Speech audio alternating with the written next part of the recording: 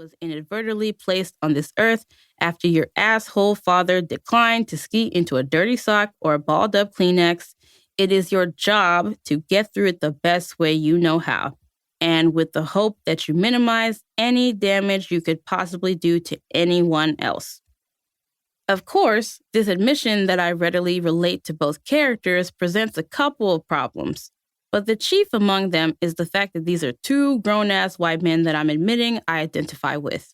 To be clear, there's nothing wrong with identifying with fictional characters who look absolutely nothing like yourself. But as a dark-skinned, fat Black woman who is bisexual and disabled, I could not be more different than the two of them. Which begs the question, where's the Black female version of JD and Dr. Cox? The dark-skinned one. The bisexual version. The disabled one. Or even the fat one? I have no answer. But it would have been nice to have those versions of these characters as people to look to while I was growing up.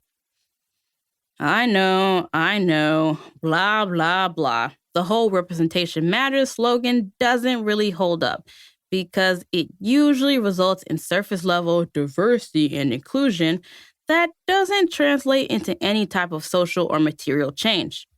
Not to mention, politicians of the 2010s and 2020s have beaten that sentiment to death, nominating people to power that might look like my Black ass, but endorse policies that would most certainly kill my Black ass. However, a fat, dark-skinned little Black girl with 4C hair is not going to want to hear all that bullshit about the politics behind the aforementioned slogan. On the contrary, they're going to go by what they see, read, or hear, particularly on TV, or in movies, or in their favorite books. In Salvation, Black People in Love, Bell Hooks, R.I.P., recalls gleaning life lessons as it regards race from segregated mass media, TV in particular. She mentions that such media was a constant reminder of her subordinated status as a Black child. Bell reinforces the intentions behind such media when she talks about how three-dimensional images of Blackness were nearly erased by white-dominated media as backlash to any gains garnered by civil rights struggles.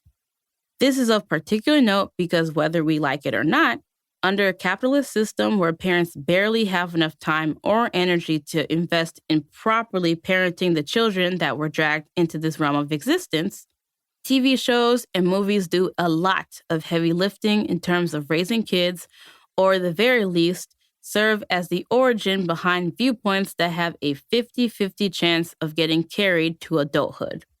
Most of these viewpoints will be bigoted and biased against a marginalized group or class, prompted by whatever social radioactive waste that said child turned adult observed while coming up on such media. Hell, not even Scrubs is immune to this, considering its diet homophobia, the interesting way Turk's Blackness is discussed, its constant and unchallenged medical fatphobia, the ceaseless misgendering that occurs between Dr. Cox and JD, and the bizarre anti-Black running joke that was killing Laverne off just to bring actress Loma Wright back as another Black nurse that coincidentally looked like dearly departed Laverne. And, much, much more. Because of this, it's up to newly minted adults to figure out which viewpoints are truly worth keeping and which viewpoints need to be unceremoniously yeeted into the sun. Part of my own grand journey has revolved around me sifting through positive and toxic viewpoints, both about my own body and about the world around me. Many of said viewpoints and the messaging I received while growing up, from parents to peers to media and general society, greatly affected my capacity to see myself as human.